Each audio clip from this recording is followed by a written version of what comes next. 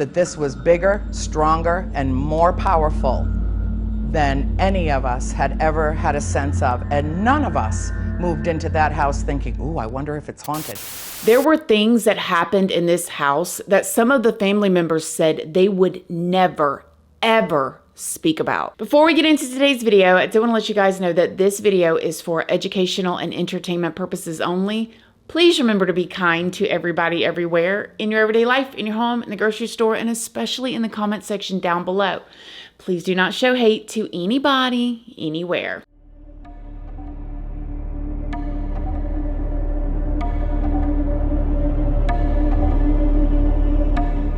Good morning, my lovelies, my beauties, my friends. My name is Christina and welcome to my channel. If you're new here, thank you so much for clicking on this video. I really hope that you will subscribe, stick around, take a chance in hearing some things that I have to say. And if you are a returning subscriber, y'all already know, y'all are my babies. So good morning, good morning, good morning. How is everybody doing today? I hope you all are having an amazing day.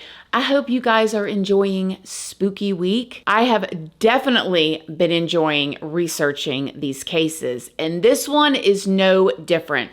In today's video, we're going to be talking about the Perron family haunting. And this is the situation that happened in the movie The Conjuring 1, the very first Conjuring, the Conjuring house. And this is a house that people say is the most, or one of the most, haunted houses in the entire world. Now, whether you believe in ghosts, demonic spirits, some people actually believe this home is a portal to hell, and that Satan brings up demons through this house. There's been all kinds of like YouTubers that have went to this house and have filmed strange things happening. One thing I definitely don't doubt is that there are weird things that have gone on and do go on at this house. So I'm gonna just kind of start off with telling you guys a little bit about the movie, The Conjuring. I don't want to tell you guys too much in case y'all haven't seen it. It is based on a true story, the one we're going to be talking about today. And at the end of the movie, they show pictures of the real life people and all of that in the movie as well. But if you don't know, The Conjuring is a horror movie that came out back in 2013. The movie starred Patrick Wilson and Vera Farmiga playing Ed and Lorraine Warren. It's the first movie in what would become a huge spin-off in different stories, basically involving Ed and Lorraine Warren. The movie is set in Rhode Island back in 1971, where the Warrens come to help the Perron family who experienced increasingly disturbing events in their newly bought farmhouse. In the movie, the Perron family is Roger and Carolyn Perron, and they had their 5 daughters with them. Now, in the movie, paranormal events began to happen as soon as the family moved into the home, and the dog wouldn't even go in the home. So they're all excited. The kids are running in the house with their boxes, and the dog goes to run up the porch and says, skirt, nope, and the dog would not go into the house. That would have been my first clue right there, like, hold up. But also in the movie, the clocks would stop at 3:07 a.m. every single morning, and then Carolyn, who played the mother, would wake up with bruises all over her body. This is when the family decided to contact the Warrens. Now again, I don't want to tell y'all too much about the movie in order to spoil it, and if you guys are curious, I don't typically watch just like horror movies, just like, you know, gore and all that stuff. But I do like to watch true stories, and I did watch the Conjuring series. So now let's talk about Ed and Lorraine Warren, who are 2 fascinating people, in my opinion. In real life, Ed and Lorraine Warren were real paranormal investigators and authors associated with some of the most prominent cases of alleged hauntings. Now, I'm going to continue to use that word haunting because that is a word that is pretty much universally known. But if I was going to describe this, I would say demonically possessed or, you know, something like that. But we're going to just roll with haunting here. Ed was born on September 7th of 1926, and he was a World War II veteran and a former police officer before diving into the paranormal. He called himself a self-taught demonologist, and he was also an author and a lecturer. Lorraine was born on January 31st of 1927 and claimed to be a clairvoyant and a medium. She would see visions, and she would also also say that she could not control the visions that she would see, and she worked very closely with Ed. Ed and Lorraine got married in 1945, and Lorraine gave birth to their only child, a daughter named Judy, on January 11th, 1946. Ed and Lorraine were devout Catholics and believed that demonic forces were likely to possess those who didn't have faith. In 1952, the Warrens founded the New England Society for Psychics Research, which is the oldest ghost hunting group in New England. The Warrens wrote many books about paranormal stuff, paranormal activity, and they even claim to have investigated well over 10,000 paranormal events or hauntings. Now, as to be suspected, a lot of people did not believe in what the Warrens were doing. They did not believe it was real. I'm sure there's a lot of people watching this right now. They're like, oh my gosh, none of that is real. It didn't really happen. If I can't see it, it's not real, right? Well, the Warrens said not only did everything that happened in the Conjuring movie really happen, they were there during the filming of the movie to make sure it went down the way that they remember. And as a matter of fact, they actually had to remove some of the things that happened in real life from the movie because it was too graphic and just too much, they felt like, for people to handle. Apparently, the real Perron family also gave their support to the movie. They had already come together to support one of the daughter's books about their experience and decided that they could consult on the film as well. This brings us to the Perron family haunting, the true story that inspired the events in the movie The Conjuring. In 1971, the Perron family was so excited to move into their new farmhouse. Now, this farmhouse sat on 200 acres. You guys can only imagine. 200 acres of beautiful land. Some was wooded, some places were cleared. The mother and the father super excited that their daughters were going to get to grow up in this old farmhouse that had all this character. There was 14 rooms and it was over 3,000 square foot. However, Carolyn and Roger and the 5 girls began to notice some strange things about the house almost immediately after they moved in.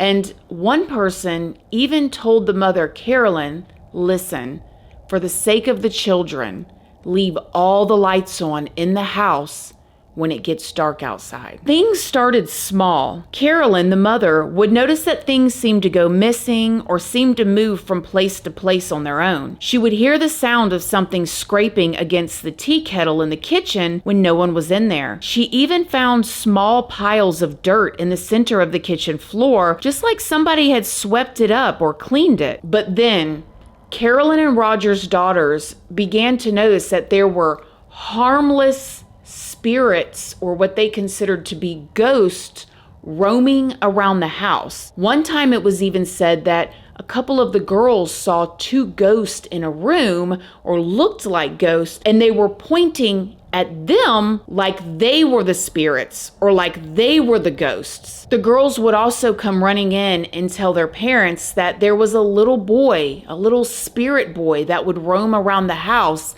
and another was an old man.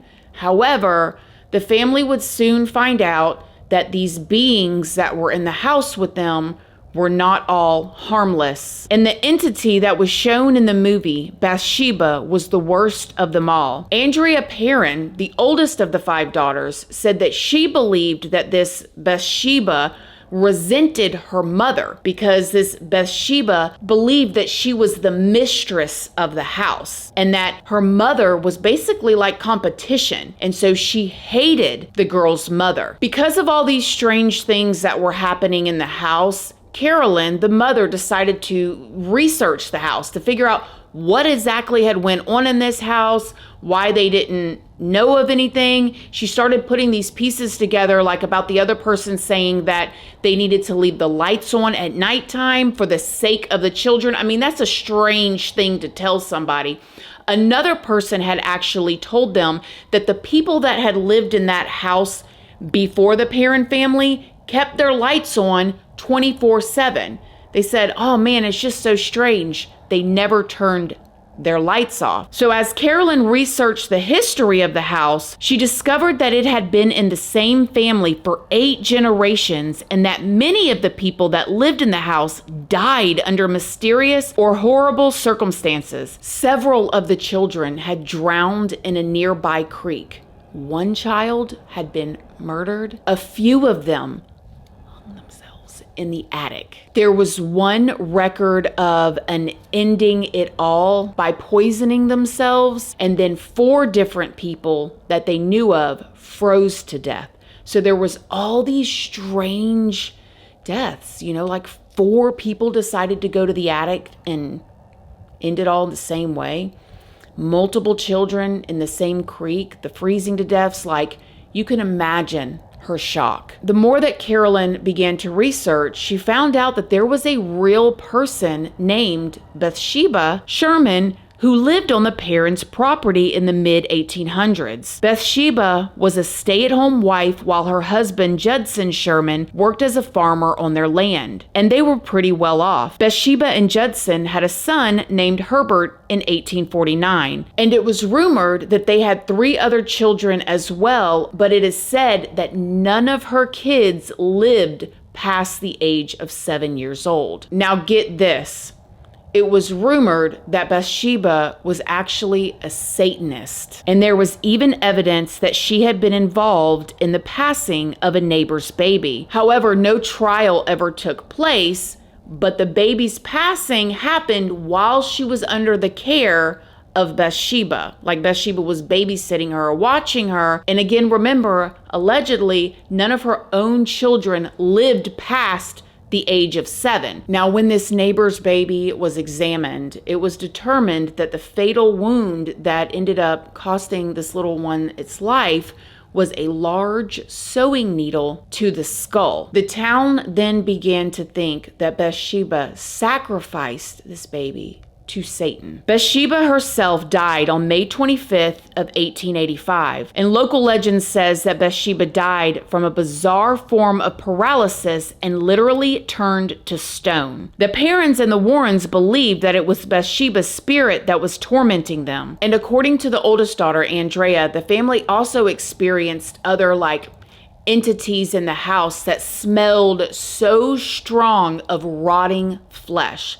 Like they would literally come into a room and almost become ill with the strong stench of just rotting flesh. It was even said that beds would rise off the floor, and that when her father would enter the basement, he could feel a cold, stinking presence behind him. They tried to stay out of the basement as much as possible, but because the house's heater was down there, Roger found himself going down there far more than he wanted. The heater would just randomly break. Like it would be working, he would go down there and fix it. He's feeling this presence behind him and having this strong stench of stinking, rotting flesh going into his nose, but yet they were freezing. Remember? They already knew that people had froze to death there, and so he would have to go down into the basement to fix the heater. Now, I did want to say, because I know y'all are wondering, because I wondered too, why didn't they just leave the house? Back in 1961 and around that era, when Nixon was president, there was this huge inflation.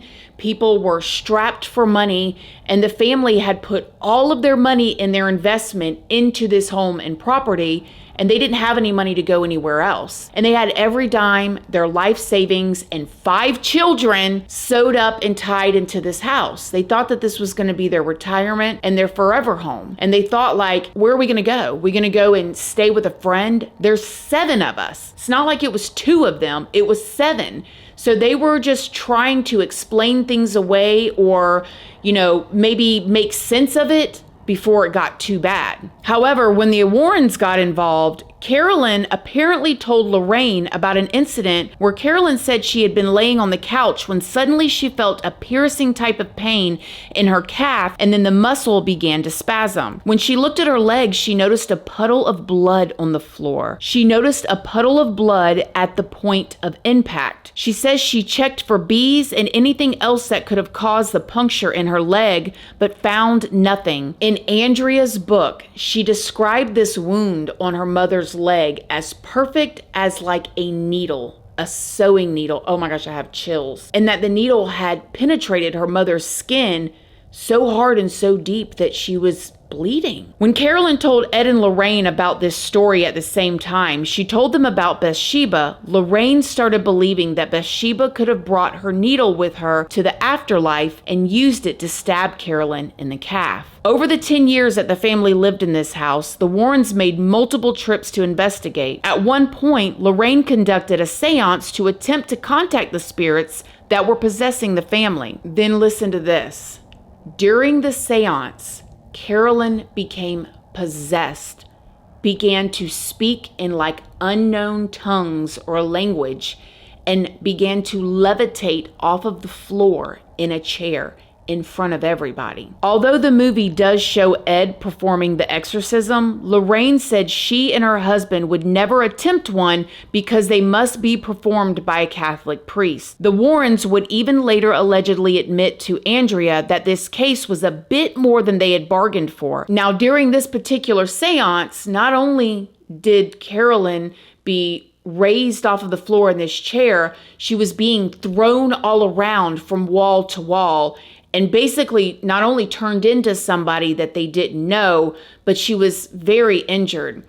It is also said that after this seance or this event, this is when Roger, the father, kicked the Warrens out of his house. He was too afraid for his wife's safety and her health. And according to Andrea, the family continued to live in that house due to the financial instability until 1980. And Andrea said that after they moved out, they didn't experience any more of that paranormal activity. It's like when they left the house, they left the demonic entities. According to Andrea, the man that bought the house from the Perron family was getting ready to restore it. He was going to restore the house, get it all fixed up, but allegedly the man left the house screaming without his car, without his tools, or any of his clothes, and he never came back.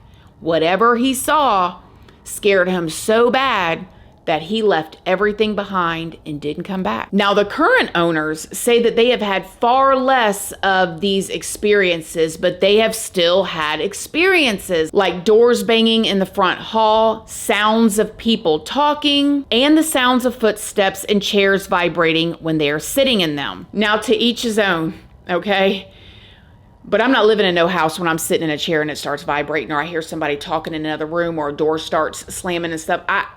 I can't. I'm glad that this family is okay with those less intense events, but I can't do it. But even though allegedly the current owners are, I guess, okay, allegedly, they have experienced an overwhelming amount of interest in the house since the movies came out. Trespassers constantly come into the house just trying to get a peek. Now, to fight back, allegedly, the wife of the people living in the house allegedly spent months trying to gather evidence to prove that the Perron family lied about everything, basically, or that what they said weren't true. And again, this is all alleged. I don't know any of these people, but supposedly it's because she don't want all them trespassers coming to her house, which I can understand. But also at the same time, if your chair is vibrating with you sitting in it, something's in there, okay? I don't know about y'all, but I ain't never had a chair vibrate. If I did, it'd be in a fire pit. But anyways, during the filming of The Conjuring, a bunch of strange things happened on set. And several people that were on set of this movie during the filming and part of the cast were affected in ways that they just cannot explain. Now get this.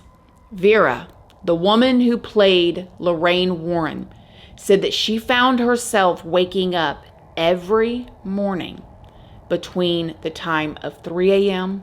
and 4 a.m. Ooh, creepy.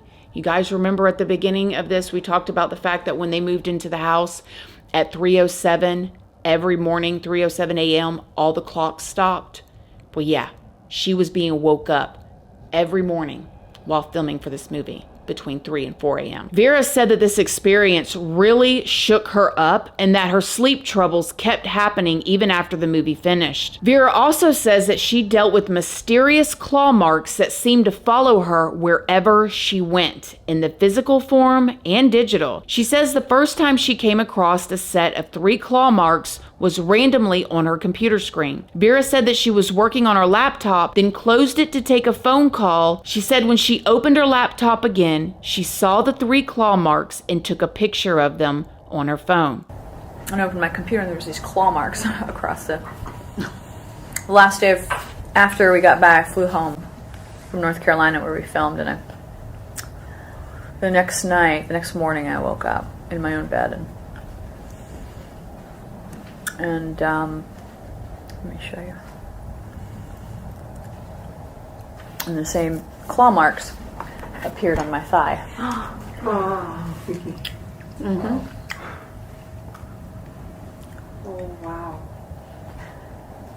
You have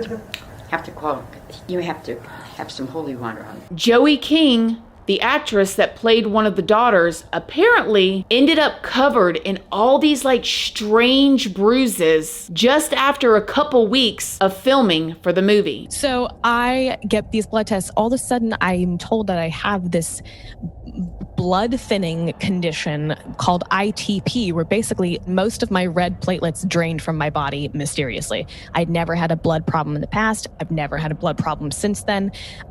No one in my family has that.